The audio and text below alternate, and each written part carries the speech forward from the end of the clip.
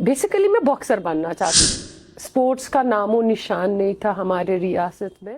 दरवाजे से वो स्ट्रगल स्टार्ट हुआ, वहीं से सवालों का। नाज़रीन, आप राइजिंग कश्मीर पॉडकास्ट देख रहे हैं और मैं साहिल इकबाल हूं। नाज़रीन किराम, राइजिंग कश्मीर की पॉडकास्ट में हमारी कोशिश रहती है कि हम वादी कश्मीर के उन ख़ास शख्सियात को दावत दें जिन्होंने अपने फील्ड्स में कुछ नुमाया कारकर्दगी की होती है।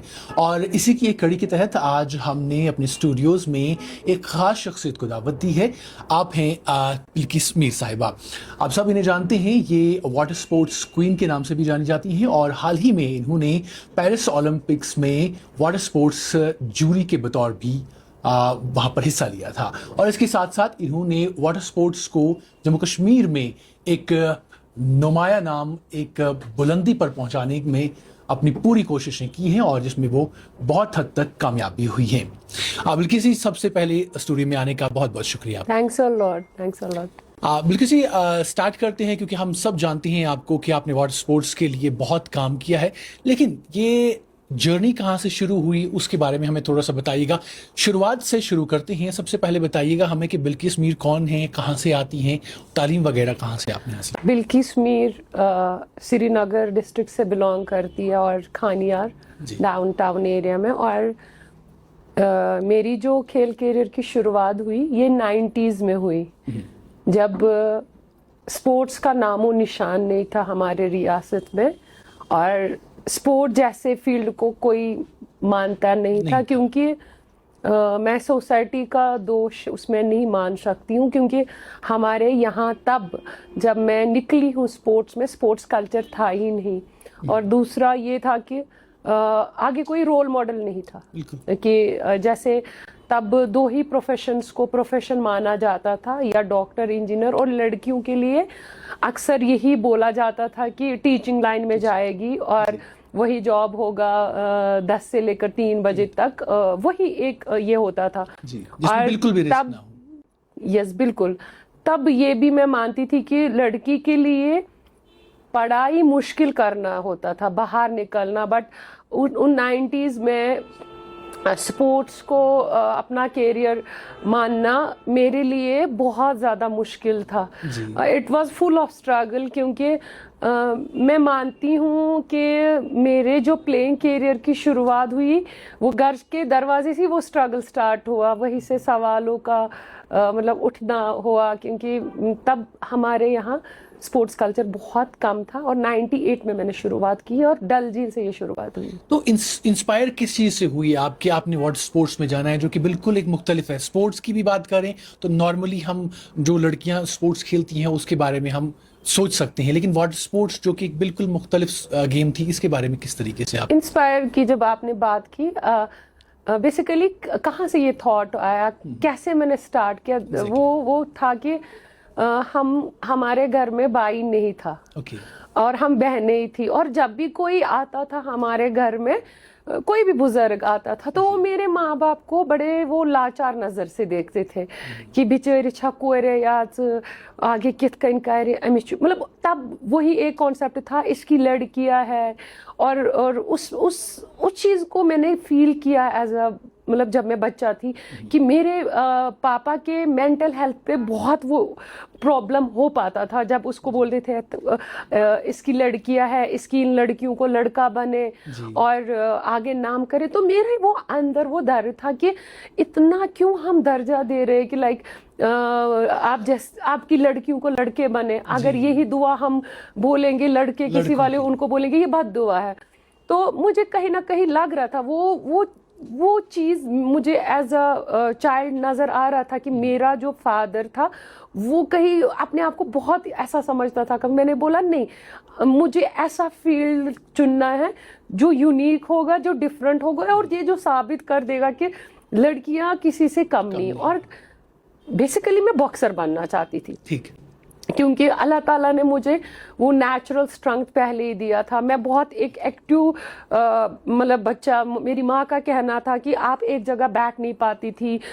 मैं हमेशा नेचर के साथ ग्रो हुई। मैं लाइक खेलती बहुत थी जी। और चैलेंजेस लेना, और मुझे याद है स्कूल में मुझे डॉन माना जाता था। मतलब वहाँ पर मतलब कोई भी जो बॉयज हो या गर्ल्स हो, तो एक डर था मेरा, वो दबदबा था मेरा, एक वो बचपन से ही वो लीडरशिप क्वालिटीज। तो बॉक्सिंग उतना यहाँ पर उतना ये नहीं था, बट वाटर स्पोर्ट्स में मैं इसलिए गई, मेरी फ्रेंड ऑलरेडी इस स्पोर्ट्स में थी और मैंने कहीं ना कहीं देखा, वहां पर मैंने सुना ये लड़कियां हैं, ये एडवेंचर स्पोर्ट्स में क्या करेंगे। और जब मेरी पहली एंट्री हुई वाटर स्पोर्ट्स में नेहरू पार्क में, लोगों ने हंसा।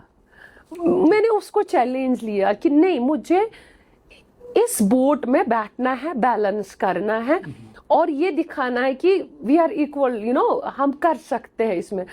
बट उसमें चैलेंजेस बहुत ज़्यादा थे, क्योंकि ये एक आम नाव नहीं है, ये कैनेडियन स्पोर्ट्स है और ये 12 kg का बोट है जिसमें आपको बैलेंस करना है।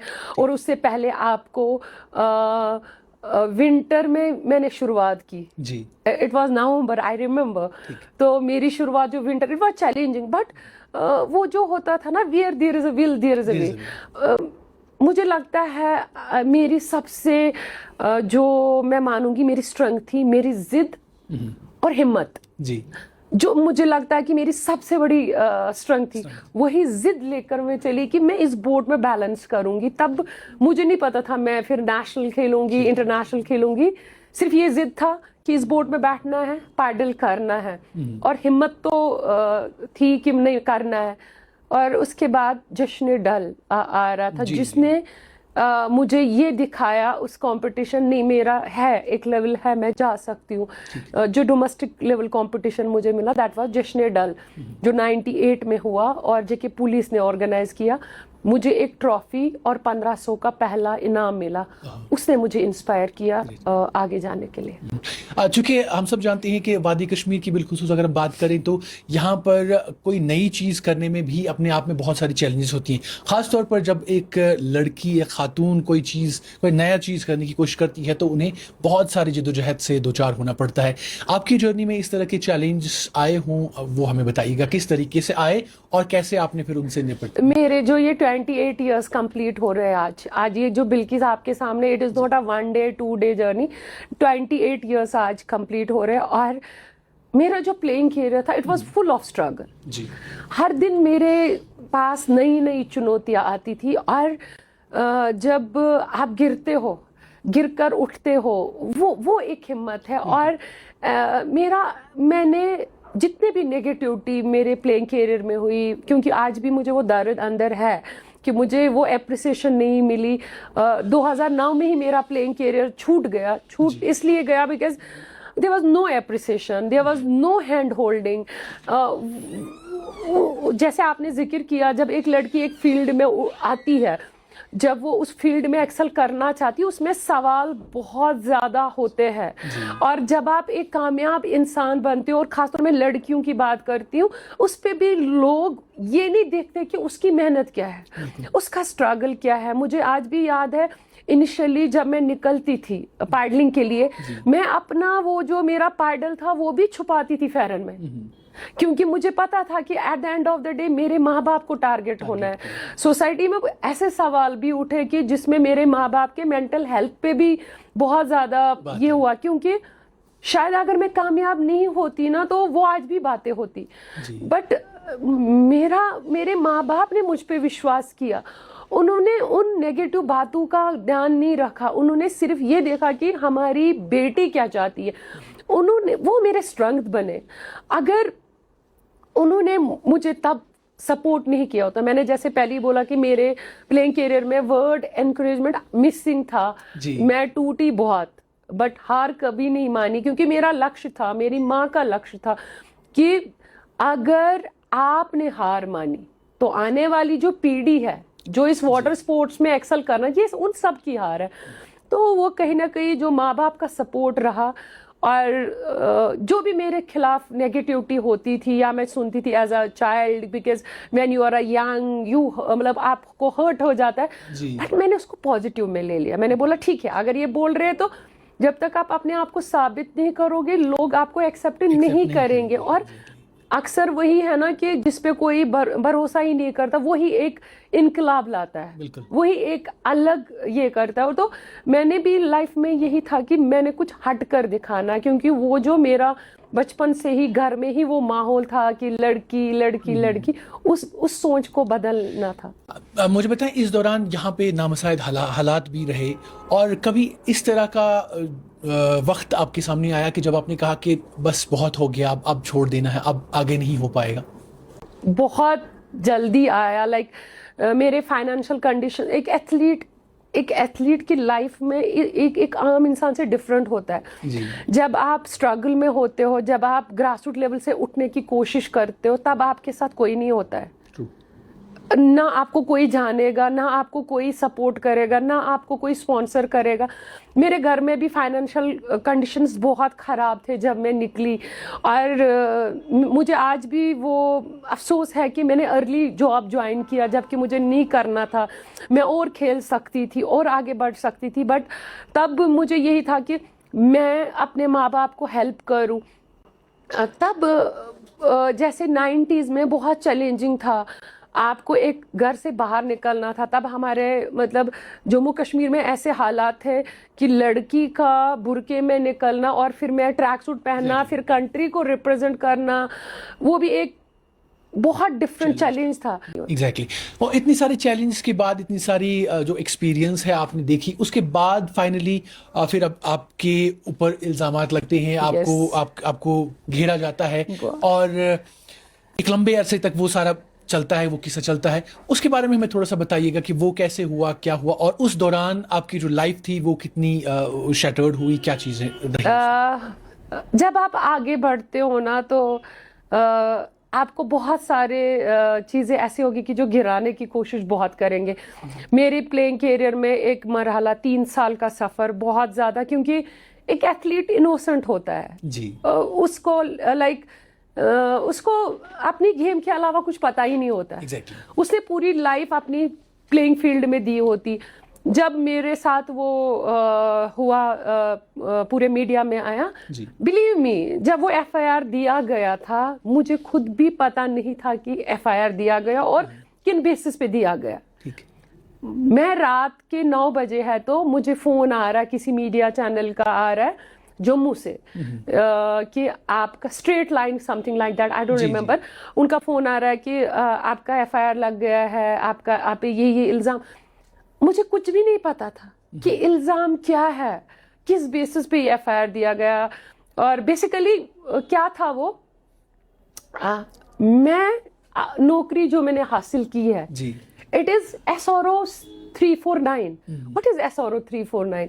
जब भी कोई outstanding sports person national international में मेडल लाता है तो यहाँ हमारे स्टेट में SRO 349 के तहत जॉब मिलती है जी। और मैं भी उसी कैटेगरी में आई, क्योंकि ऑलरेडी मेरे मेडल्स थे, तो आई वॉज एलिजिबल। और मैंने जैसे बोला 2009 में जब मैंने जॉब लिया, तो क्योंकि मेरे घर के फाइनेंशियल कंडीशंस उतने नहीं थे अच्छे, मैं पुश करना चाहती, बट वो मेरे लिए जंजीर बनी।